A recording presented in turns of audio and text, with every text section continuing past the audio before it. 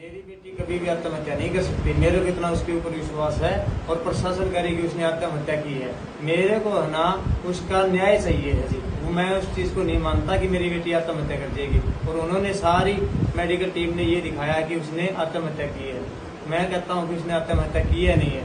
मेरे को इससे ये है कि मेरे को उस बेटी का न्याय चाहिए जी। आपको दबाया भी गया हुआ है, प्रशासन दबाया भी है आपने? प्रशासन ने दबाया है, कमेटी ने मेरे को दबाया है। यही अपील करना चाहता हूँ कि मेरी बेटी के न्याय के लिए जितना भी वो हो सके सहयोग करें जी।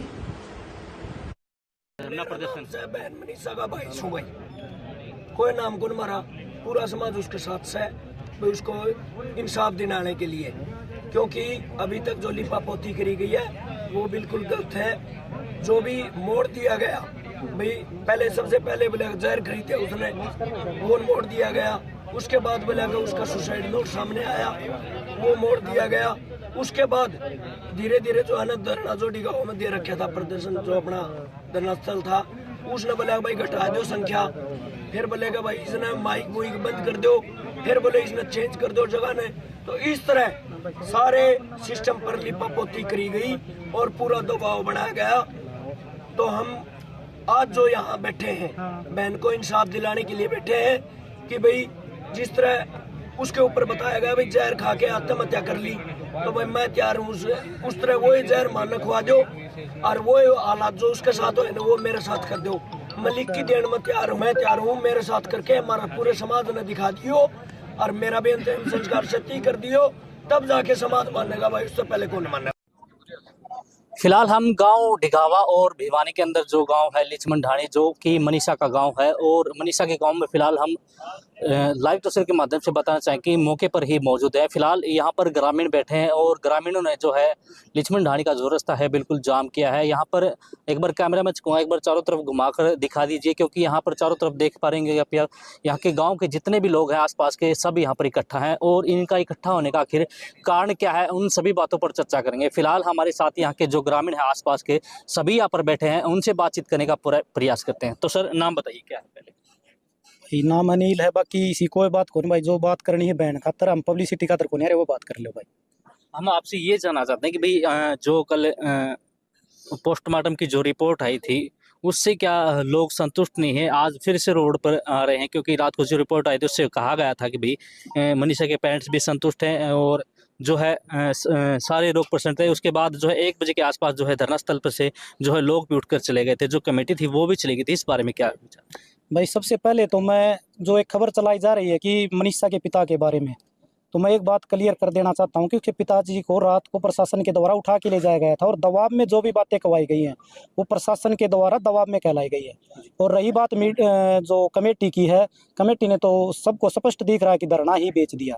और रही बात पोस्टमार्टम रिपोर्ट की, तो जब भिवानी में पहली बार पोस्टमार्टम हुआ था तो उस समय स्पष्ट तौर पर कहा गया था कि बहन की जो हत्या की गई है वो तेजधार हथियार से काट करके की गई है। तो एक बात बताइए, अगर 4 दिन के बाद वो पोस्टमार्टम रिपोर्ट रोज तक जाते जाते कैसे बदल गई? क्योंकि सरकार को अल्टीमेटम दे रखा था और लगातार लोगों की भावना इस आंदोलन के साथ जुड़ती जा रही थी और सरकार की कहीं ना कहीं किरकिरी हो रही थी। उस किरकिरी को बचाने के लिए सरकार ने हमारी बहन जो कि 11 तारीख को जो मरी थी उसको प्रशासन ने दोबारा से मार दिया। क्योंकि एक बार तो उन दरिंदों ने मार दिया, एक बार इनके साथ नाइंसाफी करके और इस प्रशासन ने दोबारा मार दिया। एक बात, शायद दुनिया का ये पहला केस होगा जिसमें गला काट करके आत्महत्या हुई है। आप कोई भी आदमी एक बार सोच करके देखिए, गला काट करके आत्महत्या तो किसी प्रकार की नहीं हो सकती। और मैं तो एक साथी जो यहाँ पे बोल भी रहा था कि मैं तैयार हूँ सुसाइड करने के लिए, और उसके बाद मेरे शव को वहाँ पे रख के और वो हालत करवा के दिखा दीजिए, मैं मान लूँगा कि प्रशासन सही कह रहा है। ये तो सरासर नाइंसाफी हो रही है लोगों के साथ। मतलब कि जो ग्रामीण के लोग हैं बिल्कुल भी संतुष्ट नहीं है कि मनीषा ने आत्महत्या की थी, उसकी हत्या की गई। क्या मानते हैं भाई, आप लोग किस प्रकार से संतुष्ट होंगे? क्या मांग है अब फिलहाल आप?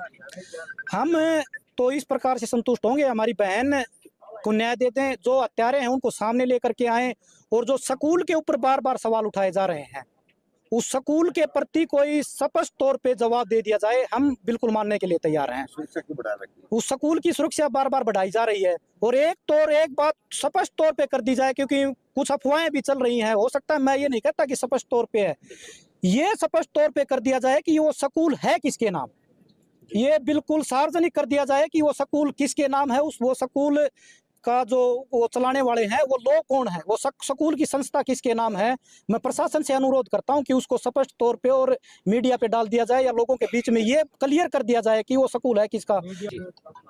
तो देखिए जिस प्रकार से गांव के लोग संतुष्ट नहीं है बिल्कुल भी, क्योंकि जो मनीषा की रिपोर्ट आई थी उससे भी बिल्कुल संतुष्ट नहीं है, प्रशासन के द्वारा जो कार्रवाई की गई उससे भी बिल्कुल संतुष्ट नहीं है। अब इनका एक ही नारा है कि मनीषा को न्याय मिलना चाहिए, क्योंकि इनका साफ तौर पर यह कहना है कि मनीषा ने खुदकुशी नहीं की, मनीषा की हत्या की गई है। क्योंकि साफ तौर पर बात करने पर यही जाहिर होता है कि जो गांव के लोग हैं इस बात को मानने से बिल्कुल भी राजी नहीं है कि मनीषा जो है आत्महत्या की थी। इनका साफ तौर पर यही कहना है कि मनीषा की हत्या की गई थी। फिलहाल भिवानी की ओर से जो गांव की ओर से जो भी अपडेट होगी लगातार पहुंचाते रहेंगे। फिलहाल अब के लिए इतना ही, तो आप हमारे साथ बने रहिए और देखते रहिए इंडिया न्यूज हरियाणा में। चोनी कुमार कैमरामैन विपिन के साथ। तो इसी रिपोर्ट के साथ इस बुलेटिन में बस इतना ही। मुझे दीजिए इजाजत, आप बने रहिए इंडिया न्यूज हरियाणा के साथ। राम राम।